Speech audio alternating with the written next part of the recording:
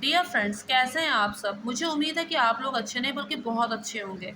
सबसे पहले मैं अपने हर बढ़ते हुए सब्सक्राइबर को थैंक्स कहती हूँ, जिनकी वजह से मुझे आगे बढ़ने का मोटिवेशन मिलता है। Thank you friends, thank you so much. अगर आप लोग अपने सजेशन मुझे लिखकर बताएंगे तो मैं आगे आने वाले वीडियोस उसी से रिलेटेड बनाऊंगी। तो मैं अब अपने आज की वीडियो को स्टार्ट करती हूँ। आप टाइटल पढ़ के जान ही गए होंगे। फ्रेंड्स, ये बात आप लोगों ने भी हमेशा नोटिस की होगी कि जो दूसरे धर्म के लोग होते हैं, अब सपोज कीजिए जो मुस्लिम्स होते हैं, वो अपने रीति रिवाजों का, वो अपने पूजा पाठ का बहुत ज़्यादा ध्यान रखते हैं। अब जैसे समझ लीजिए कि रोजे होते हैं उनके, तो छोटे से छोटे बच्चे को भी रोजे रखवा देते हैं। छोटे से छोटे बच्चे को भी नमाज पढ़ना ज़रूरी होता है। छोटे से छोटा बच्चा अगर वो पूरे रोजे नहीं भी कर पा रहा है तो उसे कम से कम शुक्रवार का महत्वपूर्ण रोजा तो रखवा ही देते हैं। लेकिन जो सबसे ज़्यादा अपने धर्म को इग्नोर करते हैं वो होते हैं सनातन धर्म वाले। सब नहीं, लेकिन फिर भी उनकी संख्या कम नहीं है जो ऐसा करते हैं।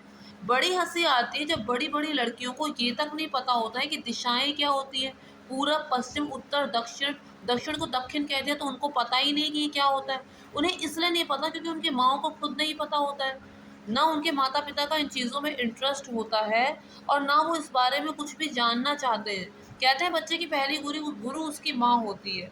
और अगर उसी को नहीं पता होगा अपनी संस्कृति के बारे में, उसी को नहीं पता होगा अपने धर्म के बारे में, तो बच्चों को क्या ही सिखाएगी। आप कम कर रहे हैं, आगे आने वाली पीढ़ी और कम करेगी, और आने वाली पीढ़ी हो सकता है बिल्कुल ही पूजा पाठ ना करे। तो क्यों क्यों आप अपने धर्म को विलुप्त कर देना चाहते हैं। तो फ्रेंड्स, अब मैं बात करती हूँ अक्षय तृतीया की, जिसका सनातन धर्म में बहुत ज़्यादा महत्व होता है। अक्षय का मतलब ये होता है जिसका कभी क्षय ना हो, जिसका कभी नाश ना हो, जो कभी नष्ट ना हो।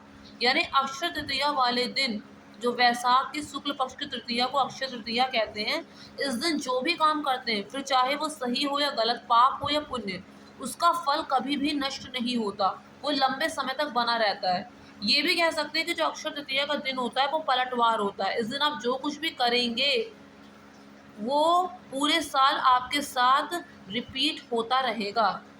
इसके अलावा अक्षय तृतीया में लक्ष्मी जी की पूजा की जाती है, लेकिन ये भी कहते हैं कि लक्ष्मी जी की पूजा कभी भी अकेले नहीं करनी चाहिए। लक्ष्मी जी की पूजा या तो विष्णु जी के साथ करनी चाहिए, या फिर लक्ष्मी जी की पूजा करनी चाहिए गणेश भगवान के साथ। कभी भी लक्ष्मी जी की पूजा अकेले नहीं करनी चाहिए। फ्रेंड्स, अक्षय तृतीया का व्रत आजकल महिलाओं के लिए सिर्फ सोने की खरीदारी तक सीमित रह गया है। हाँ, ये बहुत अच्छी बात है और बहुत ज़रूरी भी है कि अक्षय तृतीया के दिन सोना ज़रूर खरीदना चाहिए, क्योंकि ऐसा कहते हैं कि इस दिन अगर सोना खरीदेंगे तो साल भर घर में सोना आता रहेगा। लेकिन सिर्फ इतना ही, इसका मतलब तो अक्षय तृतीया नहीं हो सकता ना। अक्षय तृतीया वाले दिन जप का, तप का, दान का, पुण्य का अत्यधिक महत्व होता है। जितने ज़्यादा आप पूजा पाठ करेंगे उसके फल आपको लंबे समय तक मिलते रहेंगे। तो इसलिए ये दिन हमें बहुत ही सोच समझ कर बिताना है। दूसरी चीज़, ऐसा भी कहा जाता है कि अक्षय तृतीया वाले दिन परशुराम जी ने अवतार लिया था। नर नारायण ने भी अवतार अक्षय तृतीया वाले दिन ही लिया था। बद्रीनाथ जी के कपाट भी इस दिन खुल जाते हैं। वृंदावन में जो बांके बिहारी की प्रतिमा है, उसमें जो उनके चरणों को साल भर कपड़े से ढक के रखा जाता है, लेकिन अक्षय तृतीया वाले दिन उनके चरणों के दर्शन भक्तजनों को कराए जाते हैं। इसके अलावा सतयुग का प्रारंभ और त्रेता युग का प्रारंभ भी अक्षय तृतीया वाले दिन ही हुआ था।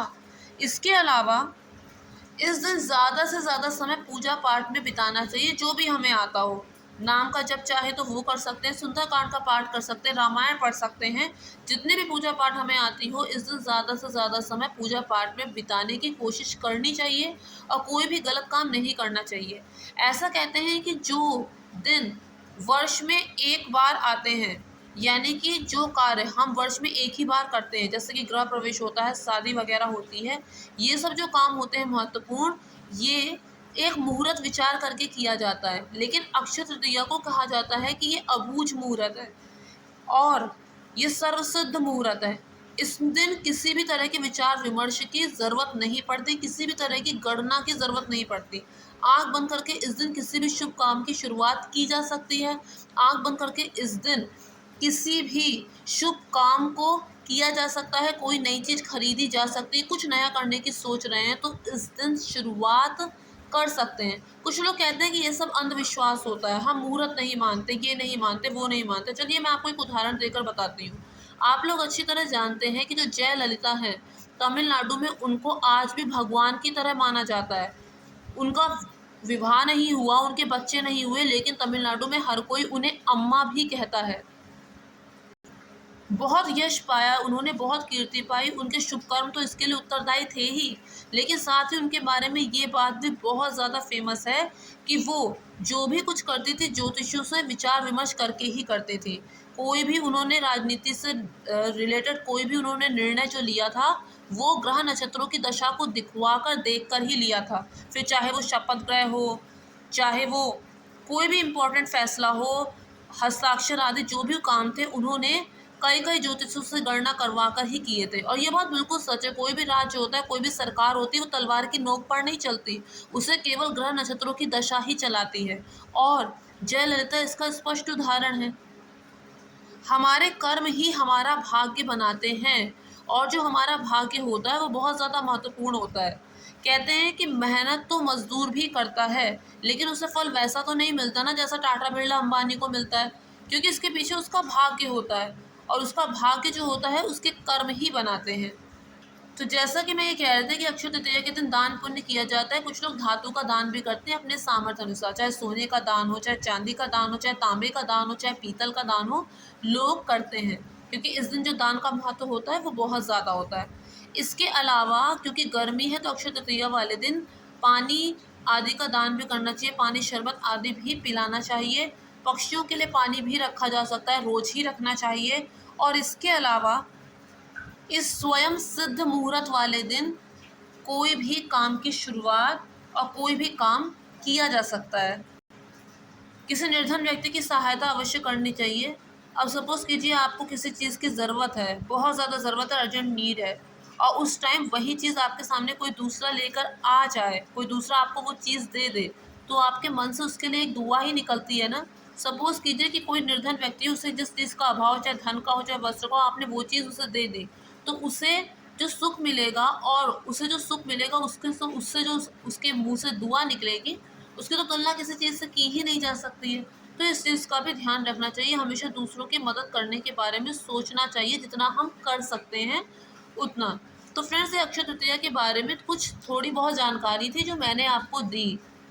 अब ज़्यादा डीप में जाने का समय तो आजकल लोगों के पास होता नहीं है, लेकिन फिर भी अगर आप ज़्यादा डीप में जाना चाहते हैं, तो आप किसी पंडित से भी इसके विषय में विचार विमर्श कर सकते हैं। लेकिन कम से कम इस दिन दोनों पहर आपको पूजा ज़रूर करनी चाहिए। और मेरा ये वीडियो देखने के बाद अगर एक भी जना अक्षय तृतीया को मानता है, उस दिन पूजा पाठ करता है, और जो जो मैंने बातें बताई हैं उसको थोड़ा भी ध्यान में रखता है, तो मैं मानूंगी कि ये जो मेरा वीडियो बनाने का पर्पस था वो पूरा हो गया। Thank you friends, thank you so much.